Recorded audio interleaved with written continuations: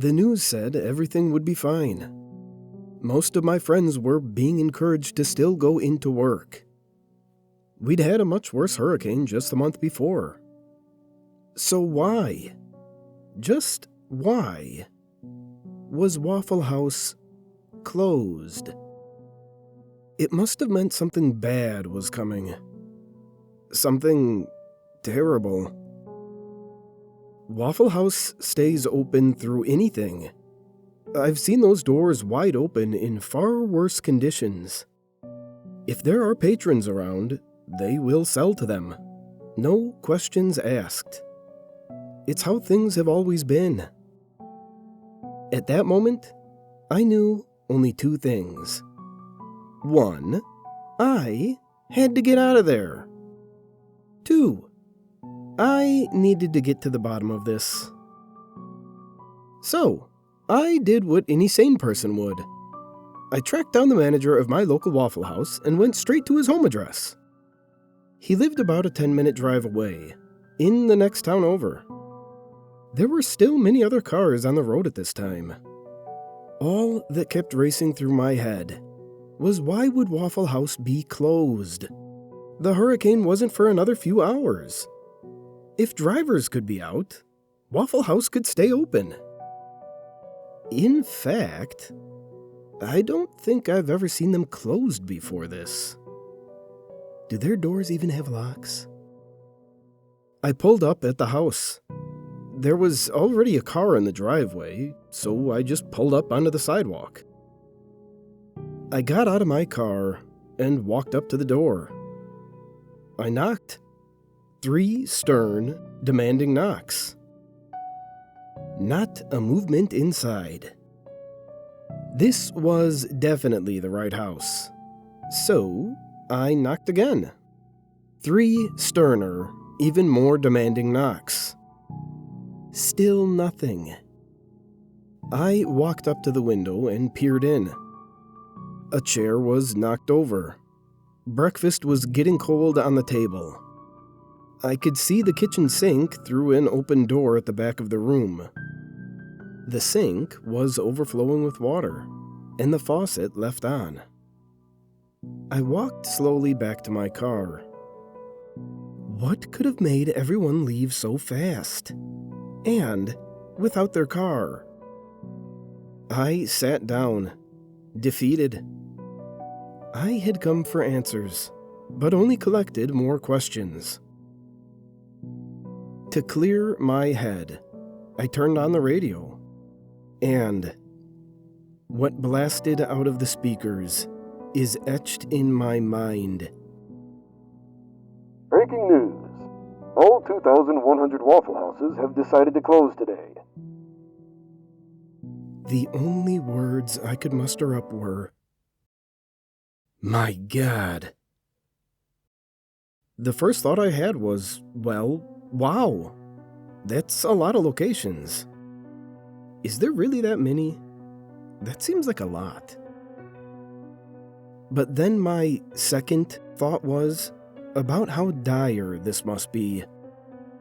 All Waffle Houses. Whatever was going on was not a localized problem. This was national, maybe even global. That's when I spotted a black car with tinted windows at the end of the road. I decided to follow them, in hopes that I'd just caught the family as they left the house. I saw them disappear around the corner and immediately started driving. No other cars were around at the time, so I knew I had to be discreet, as my presence would be obvious.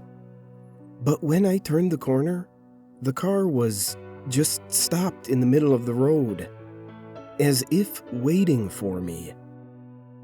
I slowed down to a stop, and their back left door opened. A man in a suit stepped out. As soon as his face was visible, I recognized him. This was the manager I had been looking for. I felt my stomach drop a little as he approached the driver's seat window and waited for me to roll it down. He peered at me through the glass with calculating eyes, as if he already knew me. I rolled down the window. He spoke up. "You're wondering how I knew you'd follow me, aren't you, Jeremy?" I probably looked terrified at this point. I felt myself go pale, but tried to keep my composure. You know my name?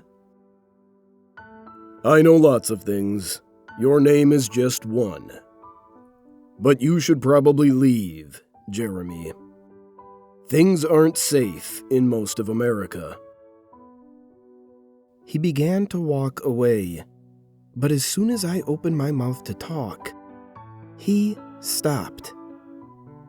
Not a sound had left my lips yet, but somehow, without even so much as glancing back at me, he knew I was about to speak. "Not safe? What do you mean?" He stood for a moment, as if he was thinking. I'm not entirely sure why, as he seemed to know everything that was going to happen up to this point. But then he spoke, without looking at me. "As a manager of a Waffle House, I'm granted special knowledge every morning. I'm told what will happen throughout my day. Not tomorrow, not next week. Every morning, I am only informed about the current day." He turned back at me now and continued. "I'm told how safe my restaurant will be, how safe my staff will be, and how safe my family will be. I don't know who tells me these things.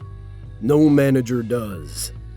We just know it's always through a phone call, and it's always correct." I caught my breath, not even realizing it had sped up, and replied, "And your family isn't safe today?" "They are not. And it sounds like no family is."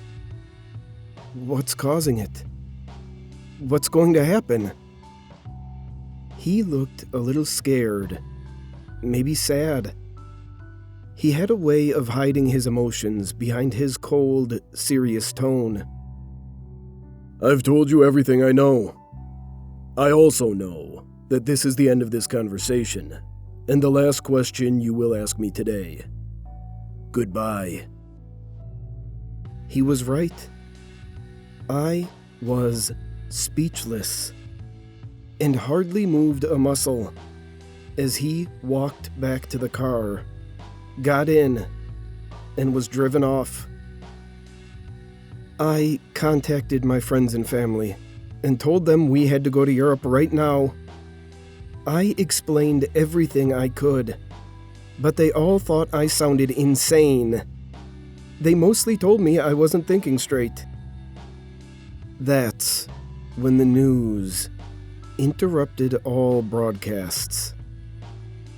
All planes were canceled due to a large solar flare, the largest ever recorded, estimated to hit somewhere in North America later that day. They urged the listeners not to panic, and that it was only precautionary. But I knew better.